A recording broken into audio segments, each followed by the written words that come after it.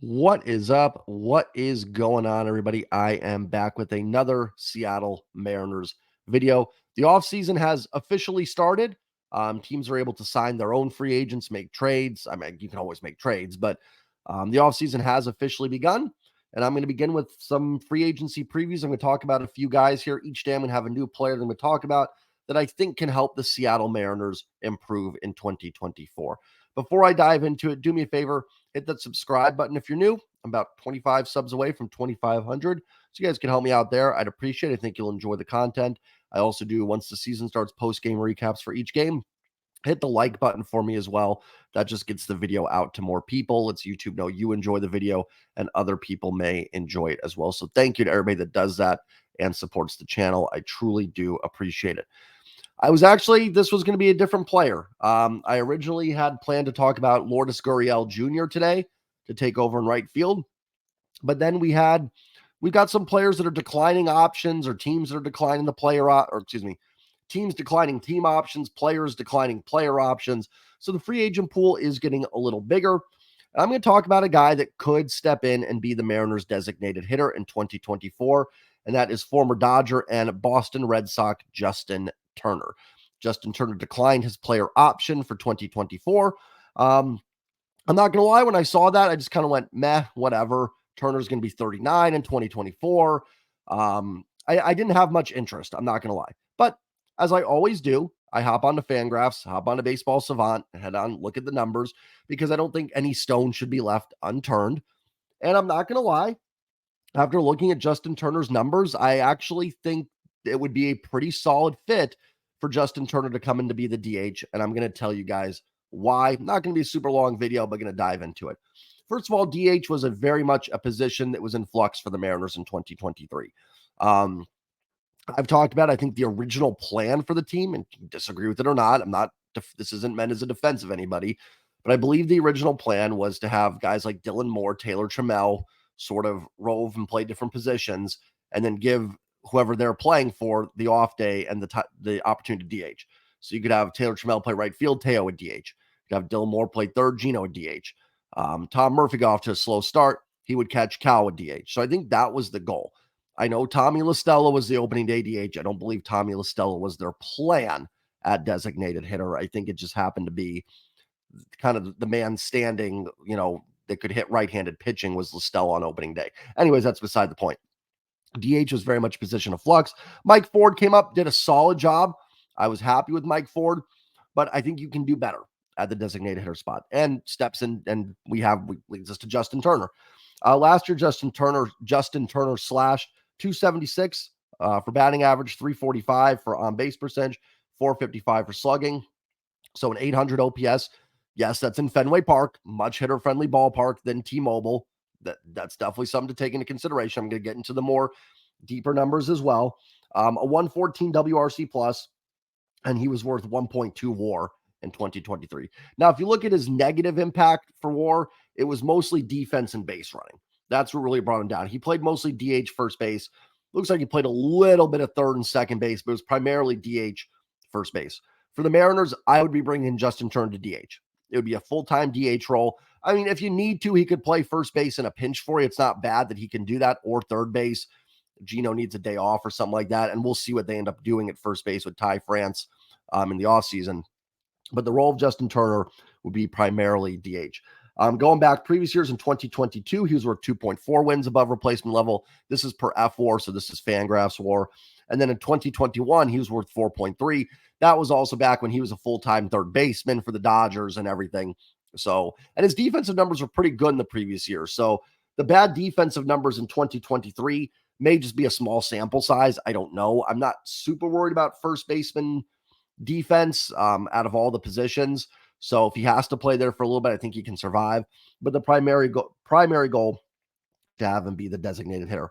I'm going to also pull up Justin Turner's Baseball Savant page because these numbers are great and that's awesome. But again, you're going from a pretty solid hitter's park in Fenway, and Justin Turner's a pretty pull happy hitter.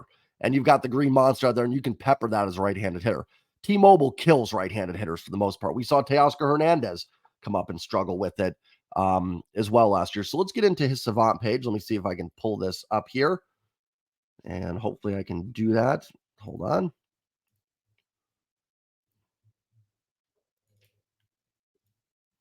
And here we go. So we got Justin Turner's baseball savant page. And this is where I became much more fascinated with Justin Turner as an option. Because, like I said, those numbers are great, but it can be Fenway aided for that OPS, which is solid. 800 OPS is great. But you see over here the hit spray chart, it's very pull happy for Turner. But if you look at the savant page, his expected weighted on base average, above average. Just so you guys know, if you're not familiar with baseball savant, red is good. Gray is about in the average range. Blue is bad.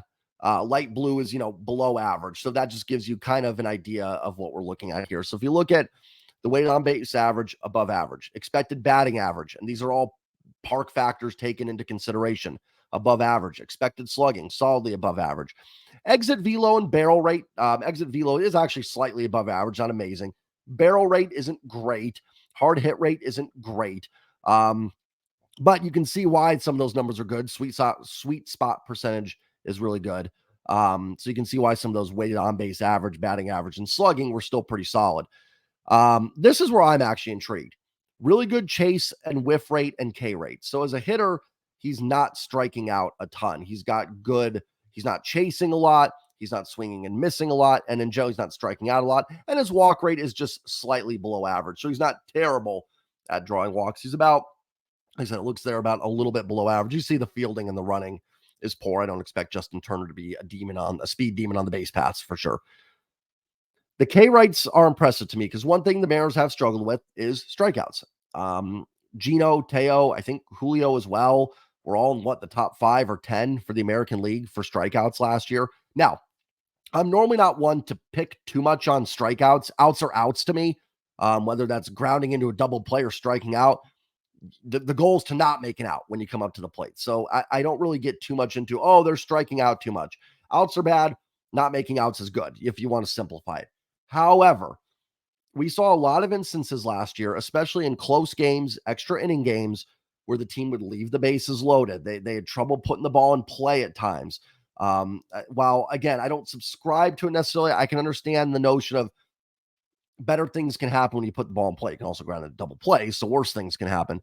But it would be nice to have someone maybe in those instances that can come up that's not chasing a lot of pitches outside the zone, that's going to give you good balance, going to put the ball in play, and maybe get those runs in some of those tough situations. It's not like that's the only thing Turner's good at, too. He's a pretty good hitter overall. And on top of it, he's not striking out a lot. And it would be nice, as much as I don't have a huge problem with the strikeouts, to get some guys into this lineup that are a little bit more contact-oriented hitters that I think can help. That's why I was going to talk about Lourdes Gurriel as well, but I wanted to start with Mr. Justin Turner.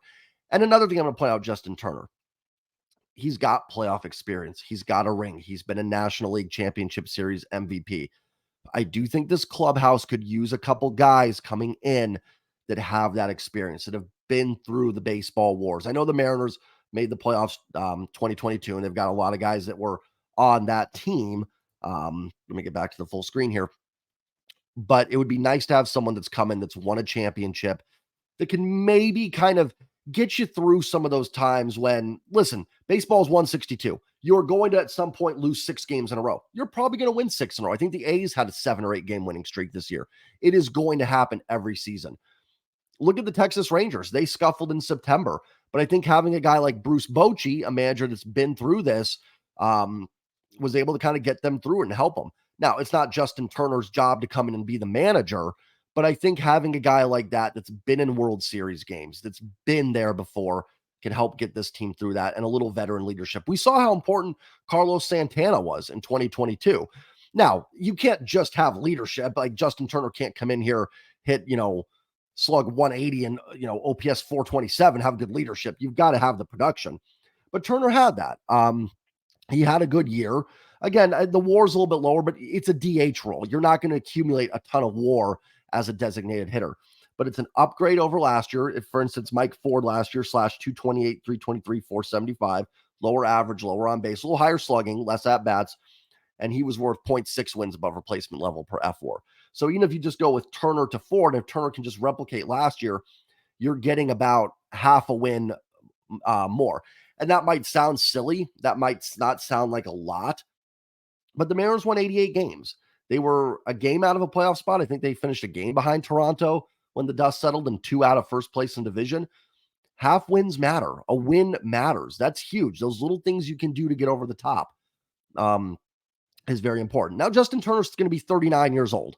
And, I've talked about the problem with when you go and get guys like Colton Wong, AJ Pollock, these kind of fringe free agent guys, is that there is the chance that they just, aren't as good. They're lower level free agents. They're guys that are probably a little bit past their prime. There's that risk that they just don't have anymore. Justin Turner could fall off a cliff at age 39, metaphorically, baseball speaking, and be terrible. There is that chance. I know some of you are probably going, Jay, like, no, we need big names. We need bigger. I thought you even said, Jay, that you're done with these lower level free agents. And I think I did say that. I should reiterate. My point is more that I would like to see this team go out and get some bigger names. I want them to be involved with Ohtani, Blake Snell, and all that. But not every signing is going to be Ohtani, Snell, trading for Mike Trout, doing all this. You are going to have to make lower level moves. The hope is that you can supplement them with either some trades for some bigger names or some free agents. Like, should Justin Turner be the only thing they do this offseason? Of course not. But it gives you some stability, more than likely at the designated hitter spot. It was a huge issue last year. Even if you want to take away all the advanced metrics and the WAR and everything and say, Jay, I don't care about that. The slash line alone, 276, 345, 455, 26 homers, 93 RBIs, all that just gives you a little stability. Even if he isn't that good, it just gives you someone that you can pencil in for the DH role and is going to give you some solid play. So now, in terms of contracts, I have no idea what Justin Turner would get in the open market. I can't imagine it's going to be a ton, being that he's 39 years old. I don't think you're going to see him sign a multi-year deal, maybe a 2-year deal with a club option or something like that. I just can't imagine a team wanting to sign a guy through age 40, 41, 42 seasons. And, listen, and you might say, well, Turner won't want to come here because the ballpark. Turner's 39. I mean, I can't imagine. I imagine he wants to go to a team that can probably get into the playoffs. I think Seattle is a team that can absolutely do that. And I don't think at this point in his career be too worried about, the park's going to diminish my career. Like, his career is probably winding down. Rhys Hoskins as a free agent, sure. Like, he might be like, no, I'm not taking a 1-year deal in Seattle because that ballpark's going to kill me and I'm not going to get a big deal next time I hit free agency. Justin Turner probably not hitting free agency again after this. It's probably going to be hanging it up or very close to it. So I don't think the park. Oh, I just whistled there really loud. I hope that didn't pick up on the mic. I'm sorry. I don't think the park will be a factor for getting him in here. So we'll see. Just the first video I wanted to make. I would do it. I would bring in Justin Turner, and you've got your DH position handled. And then you look to upgrade in other areas. Listen, yeah, I'd rather have Shohei Ohtani, of course, and bring him in DH. Absolutely. But there's going to be a lot of suitors for Shohei Ohtani. Even if the Mariners are involved, even if John Stanton says, screw it, I'm willing to give $1 billion to Shohei Ohtani, he could sign somewhere else. He could just decide, I want to be a Dodger or something like that. So you do have to look for other options. And Justin Turner would be a guy, like I said, can DH for you, play a little first base, even play a little third in a pinch. So hope you guys enjoyed the video. Let me know what you think of Justin Turner in the comments down below. Remember, I've got a Q&A coming up on Monday that I'm going to do. So drop some questions. I've got a couple community tabs where you can drop your questions in there. It can be, geez, I whistled again. It can be about the Mariners, the Seahawks, something personal. If you just want to get to know me a little better, as long as it's not too personal. More than happy to do that. So hit that like button, hit the subscribe button. I will see you tomorrow. Tomorrow's probably going to be, not to spoil, probably Lourdes Gurriel Jr. would be my guess as a tail replacement in right field. So like I said, let me know what you think of Justin Turner, and I will see you guys all next time. Have a great weekend and go Mariners. Love you guys. Peace.